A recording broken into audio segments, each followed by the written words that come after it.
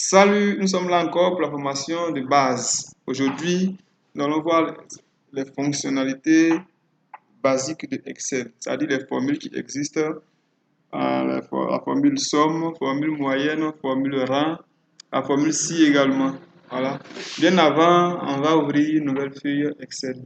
Pour ouvrir une nouvelle feuille Excel, quand vous êtes sur votre bureau, vous cliquez sur l'icône Excel qui apparaît et vous tombez sur une page vierge. Une page vierge comme ça. Voilà, une page vierge. Et de l'avant, vous verrez que la cellule A1 est sélectionnée. C'est quoi une cellule?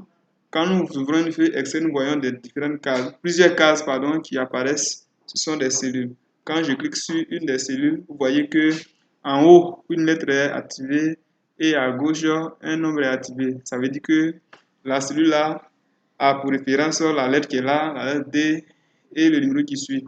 Pour pouvoir lire, regardez à l'extrême gauche là, vous voyez D5. D5, ça veut dire que la cellule sur laquelle je suis est D5, vous voyez D8. Ok, l'ensemble des cellules est appelé plage. Vous voyez, c'est une plage de cellules. Quand je sélectionne, je suis sur une plage de cellules. Une plage de cellules, c'est deux, trois, plusieurs cellules sélectionnées. Voilà, une cellule, une plage de cellules. Ok, on peut nommer une plage de cellules également, c'est-à-dire je travaille sur un ensemble de cellules. Voilà, exemple, je peux donner un nom. Je donne un nom, par exemple, si j'appelle ça peut-être AA. Voilà, comme ça. Voilà, je maintiens, contrôle, je tape entrée. Le nom est donné. Quand je suis ailleurs, voilà. Quand je viens ouvrir ici, je prends AA. Vous voyez que la plage là est sélectionnée. Vous voyez? Voilà, c'est facilement comme ça qu'on nomme les plages de cellules. Ok. Ce qu'on va voir aujourd'hui, c'est comment faire des moyennes. C'est un exercice pratique pour vous aider à comprendre quelques notions, voilà, des formules somme, moyenne, rang et la fonction si également. Donc la base, je vais extraire cette base-là et nous allons travailler avec. Voilà, je vais copier.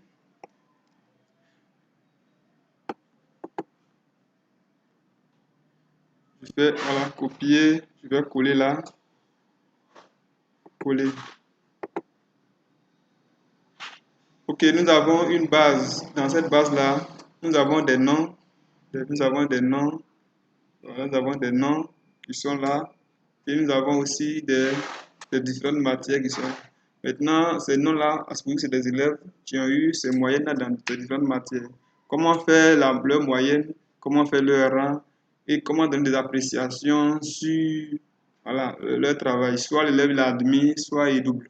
Voilà, c'est ce que nous allons voir dans cet exercice. Donc, on suit bien. Je vais mettre en forme les différents éléments.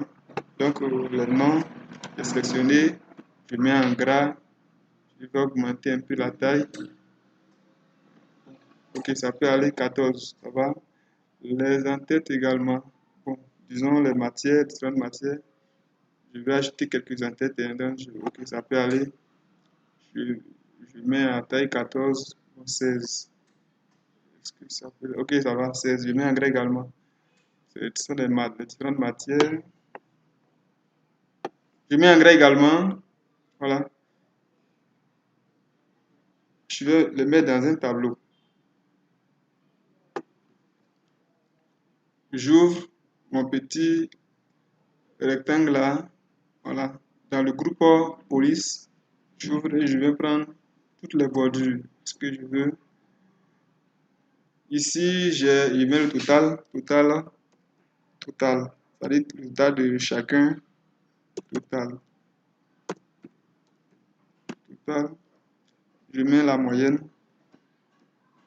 Je mets la moyenne. Moyenne. Et le rang. Le rang. Bon, total, moyenne, rang. On va ajouter un autre élément encore. Appréciation. Donc, appréciation, c'est pour dire si l'élève l'a admis ou il double la classe. Bon, on va réajuster les cellules.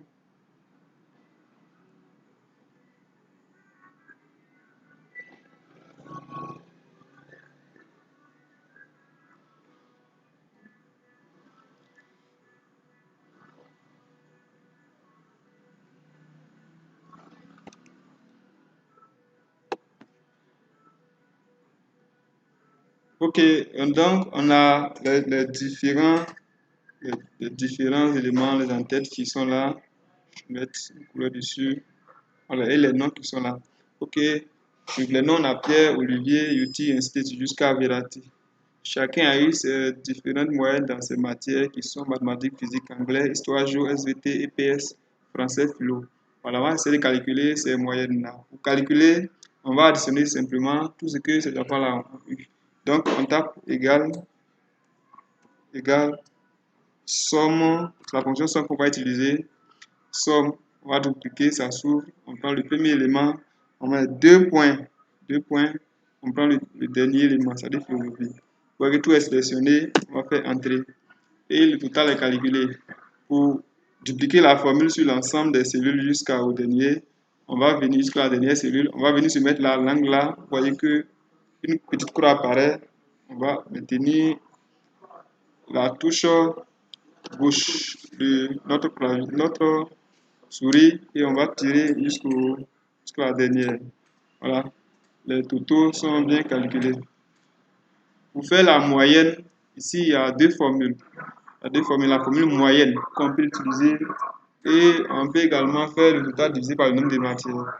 Bon, pour le premier élément, on va prendre la formule moyenne. Donc, égal. On va prendre moyenne. Moyenne, on va cliquer sur la formule.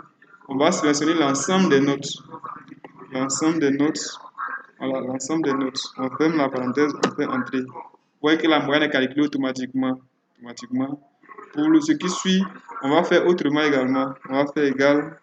C'est pour permettre de voir les deux formules. Égal à le total là, divisé par le nombre de matières. On va compter les matières là. 1, 2, 3, 4. 1, 2, 3, 4, 5, 6, 7, 8 matières. Donc divisé par 8. On fait entrer dans la moyenne également. Vous voyez? Donc les deux formules sont possibles.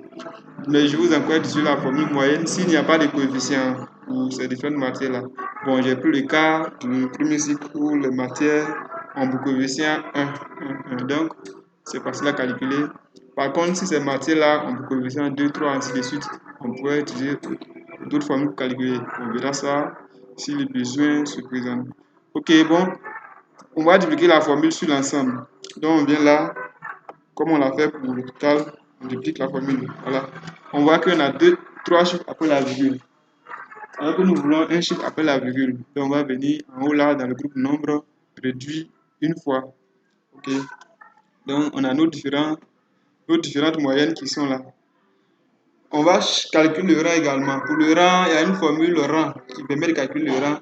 Bon, pour certains, ils vont sélectionner les éléments les plus calculés. Bon, moi, je vais faire la formule rang. Je vais vous amener à l'utiliser également. Donc, on se met là, dans la cellule là, on tape égal. Égal, on va écrire rang. Rang. On vient prendre ici rang qui apparaît là. Le nombre, j'ai le rang de quoi? Le rang de la moyenne qui est là. Point virgule.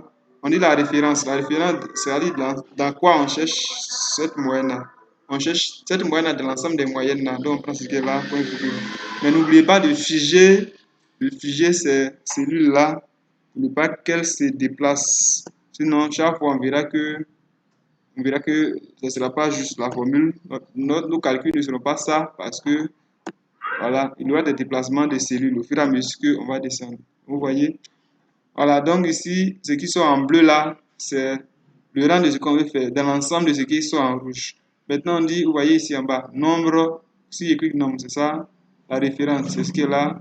Maintenant, ordre. Ordre là, on n'a pas encore mis. L'ordre ici, c'est de savoir, ici je mets 0, c'est-à-dire décroissant. Si je mets 1, ça sera croissant. Donc je mets décroissant. Je ferme la parenthèse, je fais entrer. L'ordre est donné, vous voyez. Voilà, il a 13. Quand on regarde dans ce qui est là, je pense qu'il a le premier, 13. On va dupliquer la formule. Donc, on vient là, on va copier jusqu'en bas. Les rangs sont donnés. Bon, ici, on va, comme j'ai déjà donné là-bas, c'est pourquoi on voit ça. Pour vérifier si c'est vrai, on va essayer de modifier les notes. Je prends 17 ici, je mets 2 par exemple. 2 par exemple, vous voyez qu'il devient cinquième, il n'est plus premier. Je prends par exemple le dernier comme ça, je vais donner 20 ici, je donne 20. Il est 12e maintenant. Si je donne 20 encore ici, 20, vous voyez qu'il est premier, il devient premier. Je prends lui qui a 13 en philosophie, je lui donne 18. 18 et je vais le donner ici 14. Vous voyez que, voilà, au fur et à mesure que les notes vont varier, hein, les moyennes, les rangs vont varier également. Ça veut dire quoi? C'est pour vérifier que la formule là, elle est juste. Voilà, tout simplement. Ok, donc nous avons la moyenne de ces éléments-là, de ces individus. Nous avons la moyenne. On va faire également le rang. Voilà, on a le rang qui est là. On a pu faire le rang à partir de la fonction rang. Maintenant, on va chercher à faire donner une appréciation, c'est-à-dire l'enfant il a admis ou bien il a échoué. C'est pourquoi on va être la fonction si. Donc on va dire si égale d'abord si. Si, voilà, si la moyenne, vous voyez la moyenne qui est là, est supérieure, donc supérieure à 10. S'il est supérieur à 10, on met, voilà, ça veut dire qu'il a admis. Donc admis, on va prendre admis. Admis. Admis.